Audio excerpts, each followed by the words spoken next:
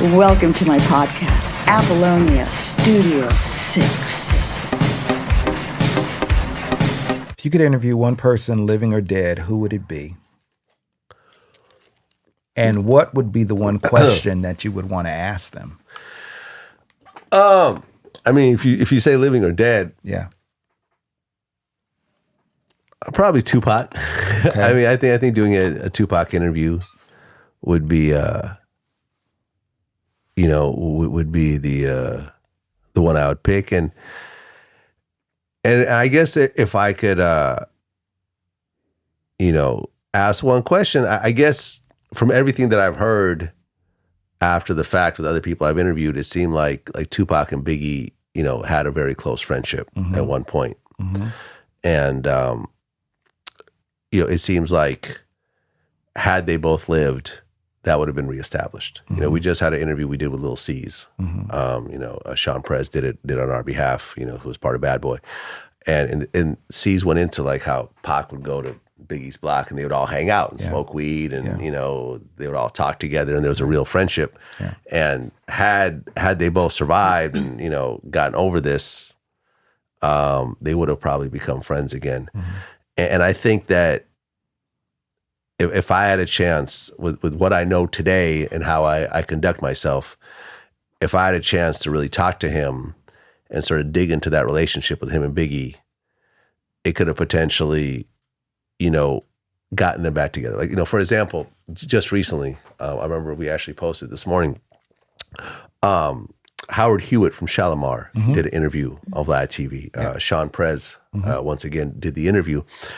And in the interview, we talked about Jody Watley leaving the group.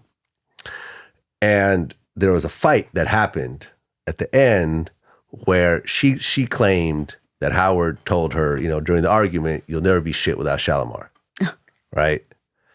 And they never spoke again after that day. For 40 years.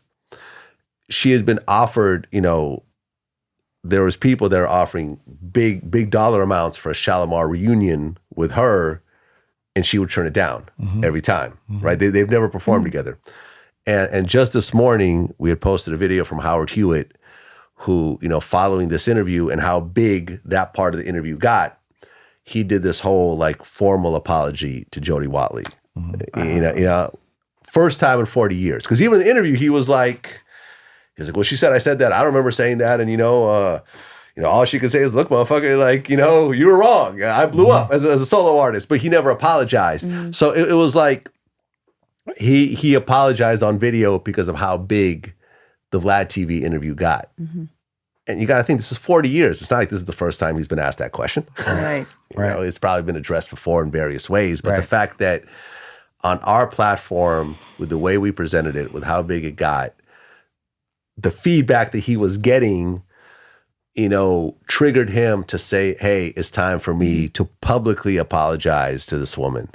And, who knows what's going to happen next? But it's like, if you sit back and let's just say in the near future, Jody accepts his apology and then they go and do a Shalimar show together. Right. And it's like, we played a part in that. This is kind of like front row seat. That's the catalyst. It's Can you imagine? something that is like, and this is what we kind of set out to do in the beginning, is like to be on a caliber of a 60 Minutes where what we do has far-reaching effects. It's not just here's an interview and our audience checks it out and then they go on to the next one. It's like, okay, this sets off shockwaves in the world where other things happen and hopefully positive things happen in the process. Yeah. And, I think the Howard Hewitt thing is an example of it. And, and I think, if I had a chance to interview Tupac, maybe the line of questioning would have had him sort of rethink the whole situation. Say, something maybe, that is my homeboy, something he didn't have anything to do with my shooting. Like I'm just tripping and I'm,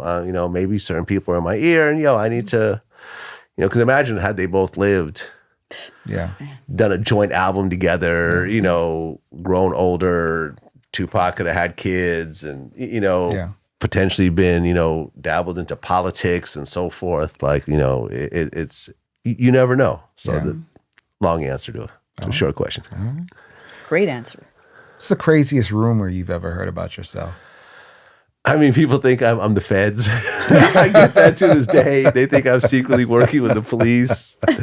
I've been accused of our interview. Like, I remember there was a rumor, we were trending for like 2 days because there was like a fake article where, they claimed this judge thanked Vlad TV for helping convict this one rapper, that we interviewed, Arab, which was not true.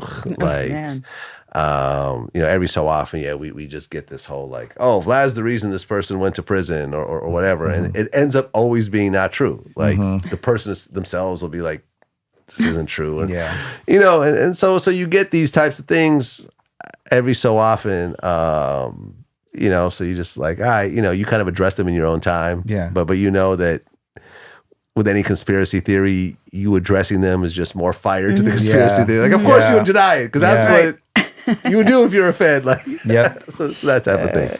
Crazy. Welcome to my podcast, Apollonia Studio 6.